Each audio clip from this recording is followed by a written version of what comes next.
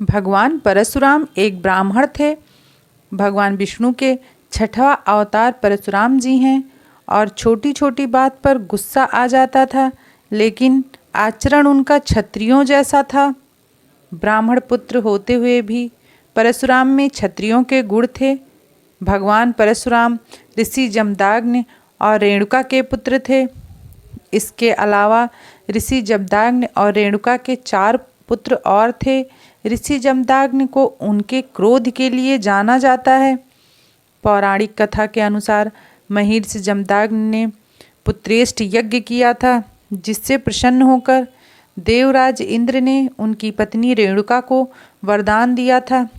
इस वरदान के परिणाम स्वरूप ही उनकी पत्नी रेणुका के गर्भ से वैशाख के शुक्ल तृतीया यानी अक्षय तृतीया को 5वें पुत्र के रूप में परशुराम जी का जन्म हुआ। परशुराम भगवान शिव के पुत्र थे और उन्हें घोर तपस्या के बाद भगवान से परशा प्राप्त हुआ था, जो एक प्रकार का शस्त्र था। उसी शस्त्र के मिलने के बाद उनका नाम परशुराम पड़ा। वह अपनी पिता की किसी भी बात को अनसुना नहीं करते थे, बल्कि उनके लिए उनके पिता से मुख से निकली हुई बात पत्थर की लकीर हो जाती थी। राजा गाध की पुत्री सत्यवती का विवाह महर्षि ऋचिक के साथ हुआ था।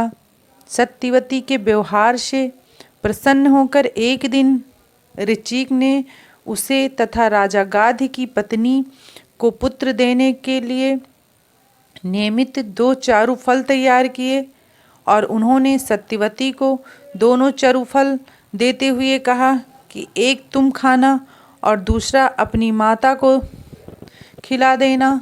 इससे तुम्हारी माता को जो पुत्र होगा वह तेजस्वी और क्षत्रिय शिरोमणि होगा, जबकि तुम्हारे चरु से एक धैर्यवान व सत्यपरायण ब्राह्मण पुत्र उत्पन्न होगा। सत्यवती ने ऐसा ही किया, किंतु अज्ञानवश चारुफल बदल गए। सत्यवती जब गर्भवती हुई तो पति ऋचिक उसका गर्भ देखकर समझ गए कि चरु का अदल बदल हुआ है। जब उन्होंने यह बात सत्यवती को बताई तब उसे भूल का एहसास हुआ। ऋषि ने कहा, अब तुम्हारी माता को जो पुत्र होगा वह ब्राह्मणों के गुणों वाला होगा।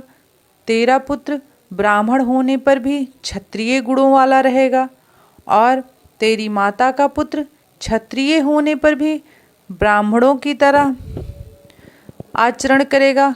इनका आचरण ऋषियों के समान ही था।